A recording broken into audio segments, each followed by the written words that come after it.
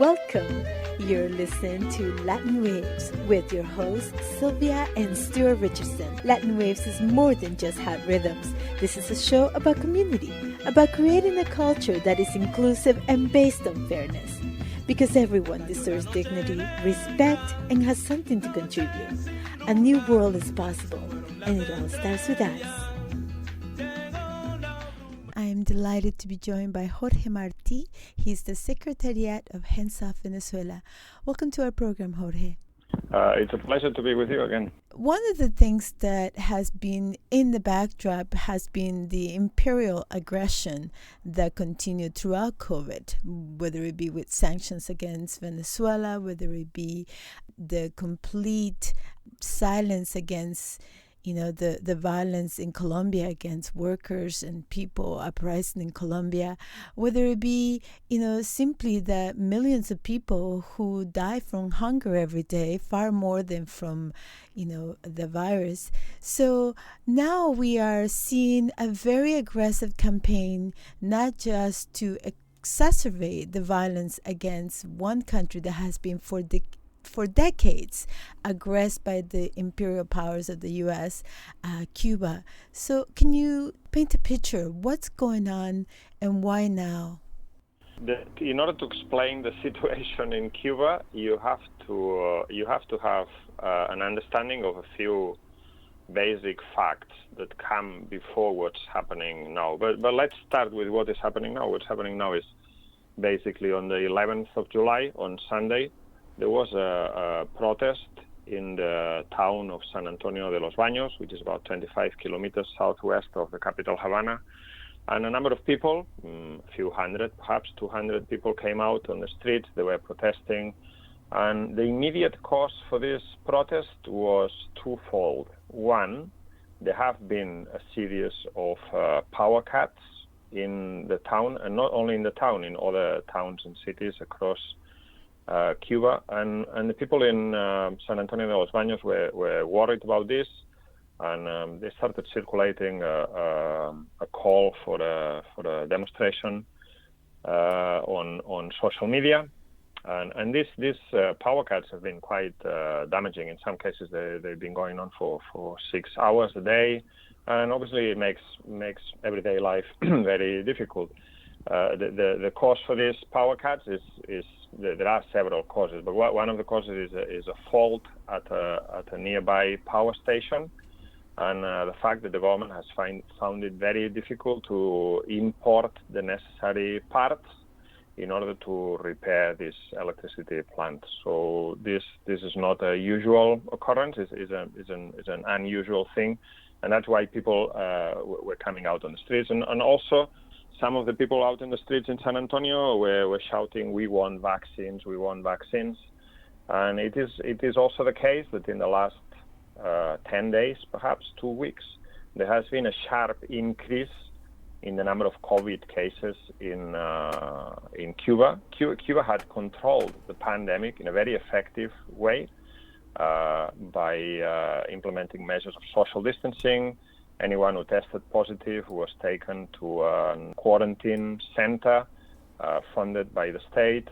And in general, Cuba has a very good health system. They managed to keep the COVID pandemic under control for 14 months. It's important to note that, despite the severe situation with the blockade, the number of cases and death of COVID death are far below in Cuba than they are in other countries, including the U.S. Exactly. In fact, Cuba is one of the countries anywhere in the world which has had the lowest number of people dying from COVID.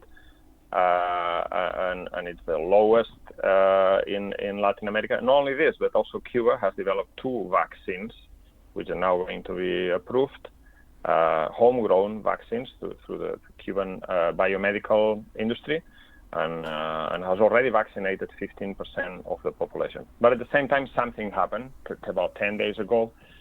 It seems with the arrival of some Russian tourists and so on, that the Delta variant arrived in the island, and as we know, the Delta variant is much more contagious, And this led to local outbreaks of the COVID pandemic, particularly in the province of Matanzas, which put the health sector, health service in that province under a lot of strain. So you can say that some of the people were genuinely worried, and they wanted to come out on the streets and then address their grievances or their complaints or their worries to the local authorities.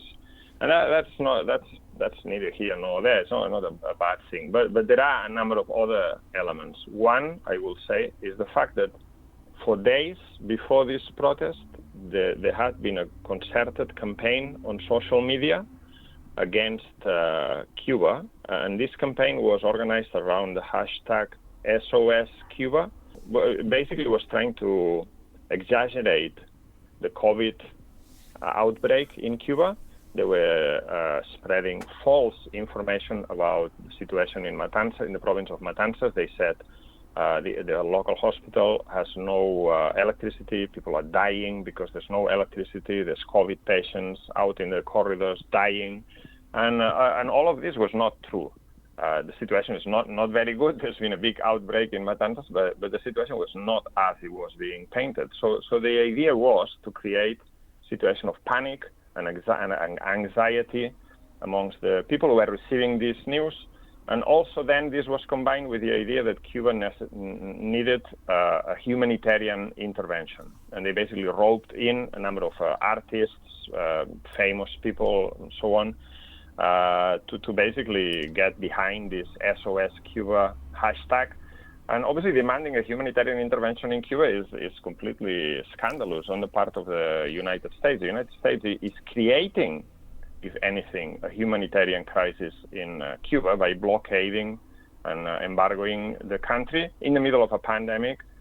Like, just to give you one example, 1 year ago, the Chinese multimillionaire Jack Ma, the owner of Alibaba, sent shipments, sent plane loads of different of ventilators and other anti-COVID material to a number of Latin American countries and even European countries. It wasn't just Cuba. But in the case of Cuba, this material never arrived because the shipment, the cargo, was supposed to be transported by Avianca Cargo, a Colombian-based airline. And they said that they didn't feel safe because of U.S. sanctions, i.e. An airline in a third country was afraid of the U.S. imposing sanctions on them for transporting cargo from China to Cuba, i.e. not even going through the United States. So that just gives you an example. But anyway, there was this campaign. And this campaign there's an expert in Spain that has analyzed this campaign. And this was started from half a dozen Twitter accounts, which were on Friday, Saturday, and Sunday. They were posting millions of tweets, several tweets a second. So this is obviously an operation. This is very well organized and financed with the aim of undermining the sovereignty of Cuba, creating a situation of panic. And we know that in the past, for instance, in Venezuela, this idea of a humanitarian crisis was used to justify foreign intervention.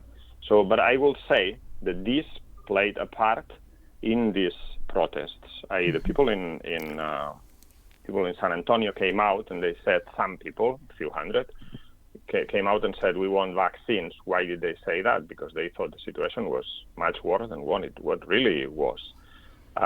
So that's one factor. But on the other hand, it is true to say that the situation in Cuba is very bad. There's a really deep economic crisis, which has been aggravated, one, by Trump's sanctions, which have not been lifted by Biden, which I want to talk a bit more about perhaps later, and two, by the COVID pandemic. The COVID pandemic has affected Cuba in a very particular way. Cuba gets a lot of its hard foreign currency reserves from tourism, about $3 billion a year. And last year, there were no tourists. From April, when the country was closed down because of the pandemic, there were no tourists, and tourists have not yet even returned to Cuba. So a whole year worth of tourism has been lost for the Cuban economy, $3 billion. That's a lot of money. In fact, Cuba imports a year about $2 billion of food products, which has been unable to.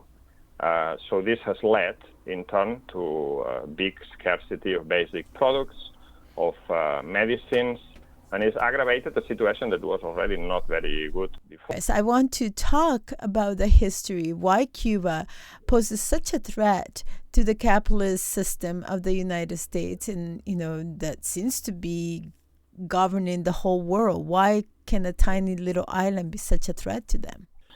But yeah, going back onto the history, I mean, the reason is very simple to understand.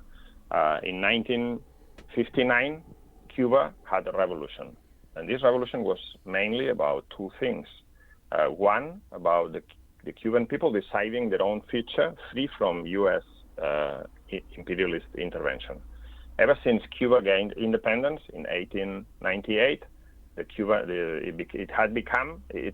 stopped being a colony of the Spanish Empire, and it became a colony of the U.S. It was formally independent, but the United States intervened militarily on several occasions. They were putting and taking out presidents, and there was even a thing called the Platt Amendment, which was in the Cuban Constitution, that legalized U.S. military intervention in the island when it felt that its interests were threatened. So I mean that is the real situation. So when the Cuban Revolution was, one, about freeing themselves from U.S.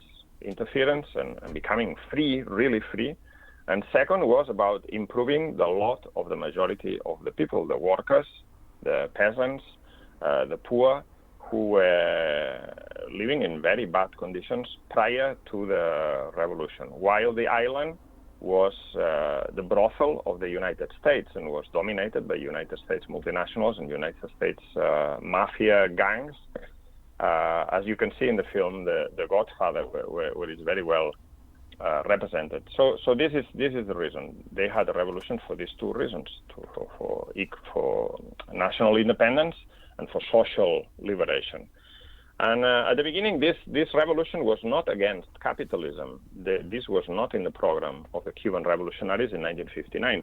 But as soon as they started taking measures, decisive measures against U.S. imperialism and in favor of the people, for instance, agrarian reform, or for instance, the lowering of the price of the telephone tariffs or the electricity tariffs, they found that the majority of the sugarcane plantations were owned by U.S. companies, that the electricity company was owned by a U.S. multinational, that the telephone company was owned by a U.S. multinational. So progressively, as they were advancing in a very wide-ranging social reform program, they were infringing on the property rights of United States companies.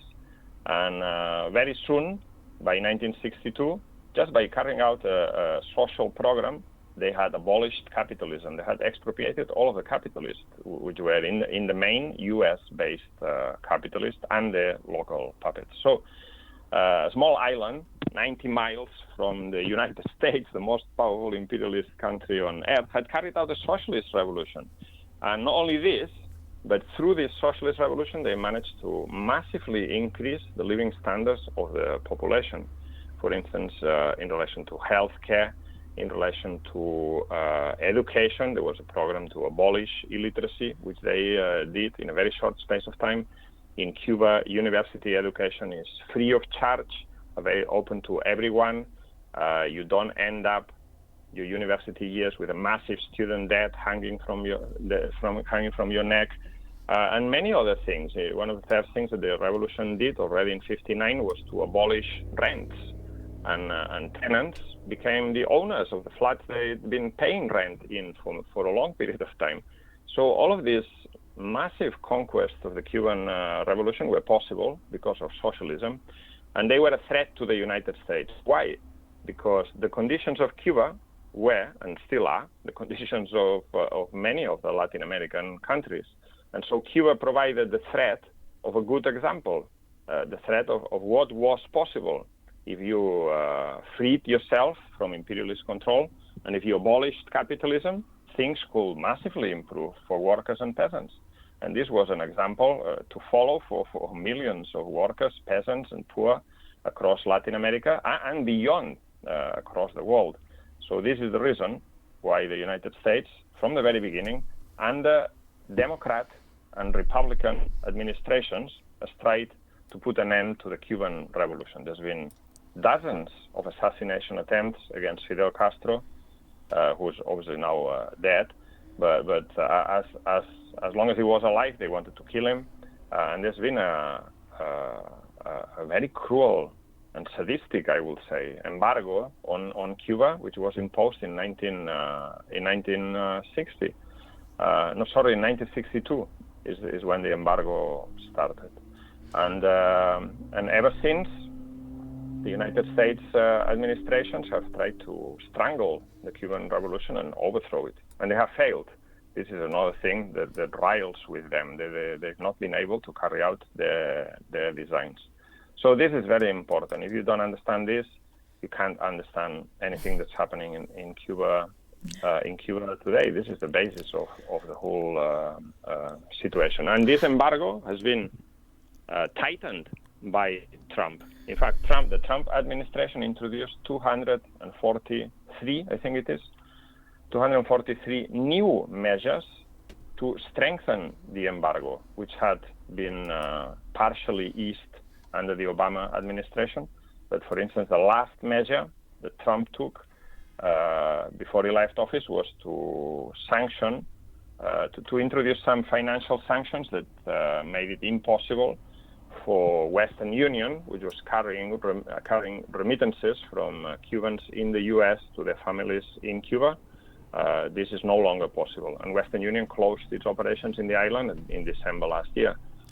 This is another massive blow to the Cuban economy and to the Cuban people. Now, I think it's important to note that worldwide, Cuba has been supported, and there has been a call from the United Nations with votes consistently, majority versus 2, the United States and Israel, who vote against removing the sanctions against Cuba.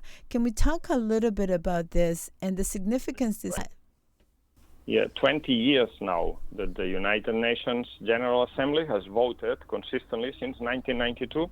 They voted every year a resolution against the embargo, against the U.S. embargo on Cuba, which they declared. This resolution declares it as illegal. And this resolution has increased its support in the United Nations General Assembly to a point where about 10 years ago, everyone was voting in favor with 2 votes against. That is the United States and Israel, and perhaps 2 or 3 abstentions. This year, this vote was taken, I think about a month ago, and only 3 countries abstained. These countries were, Ukraine, Colombia, and Brazil.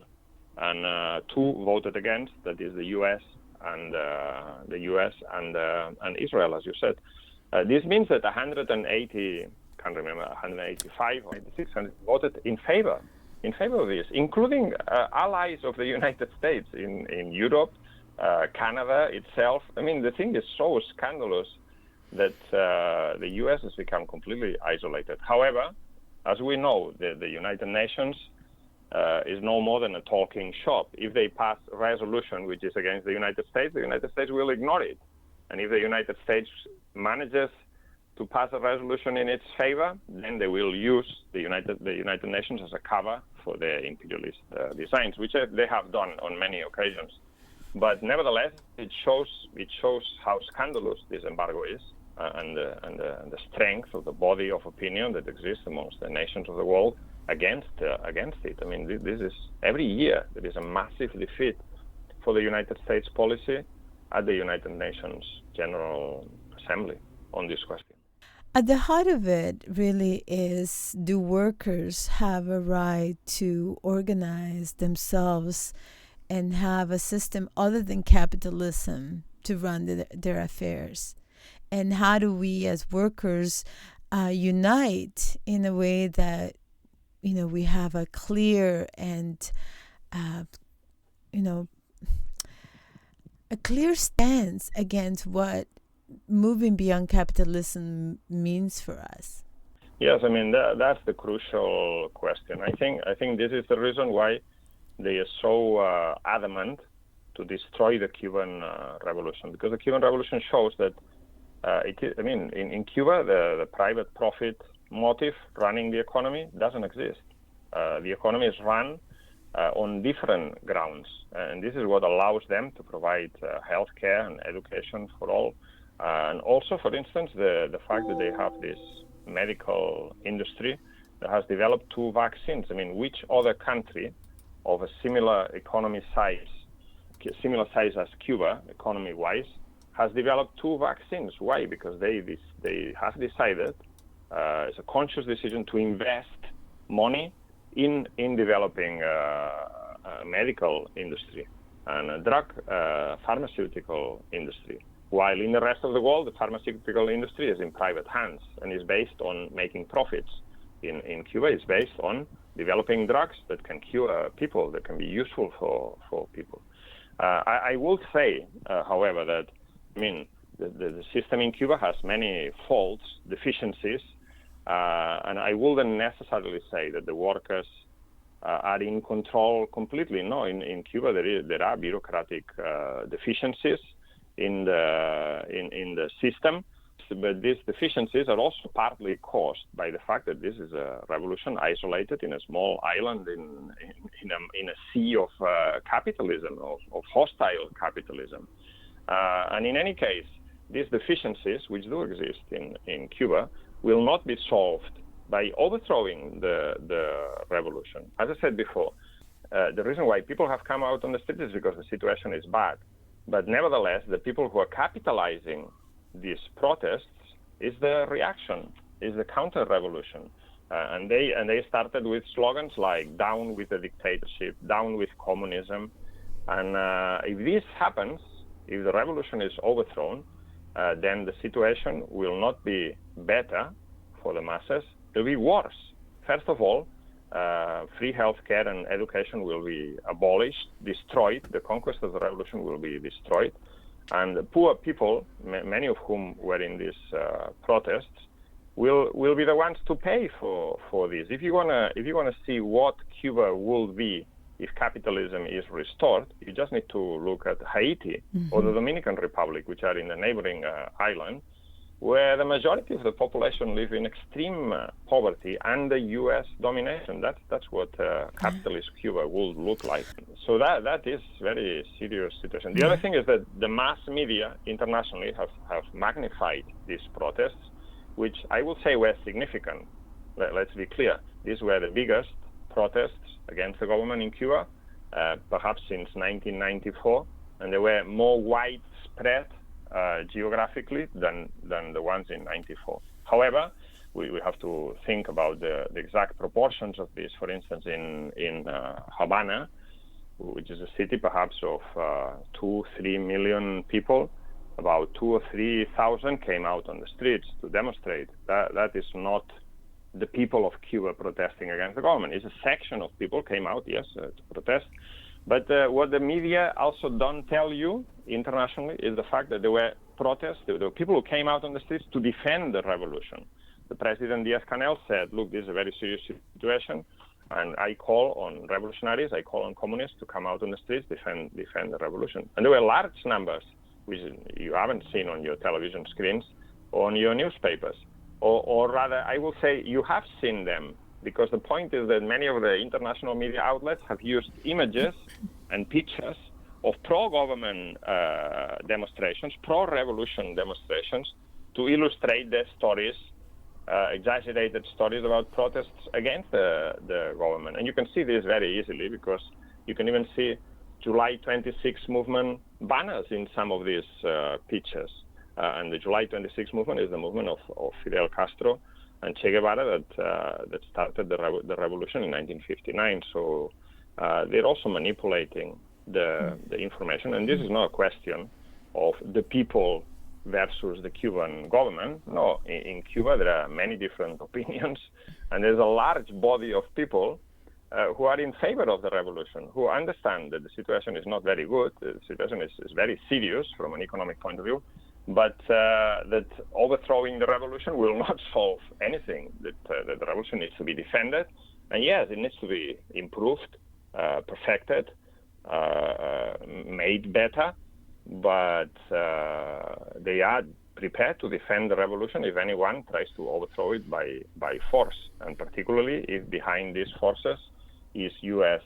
Imperialism. The Cubans are very proud of the sovereignty, of the independent stance, and of their revolution, and they're quite prepared to defend it. So yeah, the image that we're being fed by the mass media for their own reasons is completely distorted. For many in Latin America, we are very familiar with the type of democracy the U.S. delivers. The type of democracy that brings multiple military bases, that choke the land, multiple mine sites, mining sites or exploitation. In the case of Haiti, as you point out, the U.S. intervention has meant an IMF program that meant lowering their labor wages even more. It meant a regime of hunger and constant atrocities that have been committed. Not only that, in Haiti, every time the people have tried to elect a government that was in their favor, like the government of Aristide, this government has been overthrown by a U.S.-backed military coup, and Aristide was sent into exile, and others before him were killed. And the reign of terror that exists now in Haiti is U.S.-made, quite clearly. Yeah. Or Colombia, just you were talking at the beginning about Colombia. In Colombia, there's been massive protests since the end of April, and over 60 people have been killed. Thousands have been attacked by the police and severely injured. There's been cases of sexual assault of women by the police forces. And this is supposed to be a democracy, however. And then they turn to Cuba and they say, "Oh, this is a very nasty dictatorship." But I mean, this is just the double standards of U.S. imperialism. Today, for instance, or yesterday, I think it was, Biden said that he was not prepared to allow remittances to be sent to Cuba again. And if you think about it, the remittances is not money that Cubans in Florida, for instance, send to the government. No, they send this money to their own families so that they can have some income in a very difficult situation. So he refused to lift the blockade or the embargo on the remittances, and the idea is very clear. The idea is we'll starve you to death, we'll choke you economically, so that then you blame your own government for this situation. This is like it's a completely callous blackmail that they are subjecting the people of Cuba to. As Diaz-Canel said very clearly, if you're really worried about the situation in Cuba, and the situation in Cuba is harsh, first thing you should do is lift the embargo. Mm-hmm. That is one of the main causes for this situation. Thank you so much for being with us today. My pleasure. We've come to the end of our show, Latin Waves. Latin Waves is an internationally syndicated weekly program made available through campus and community stations and available out to the world at www.latinwavesmedia.com.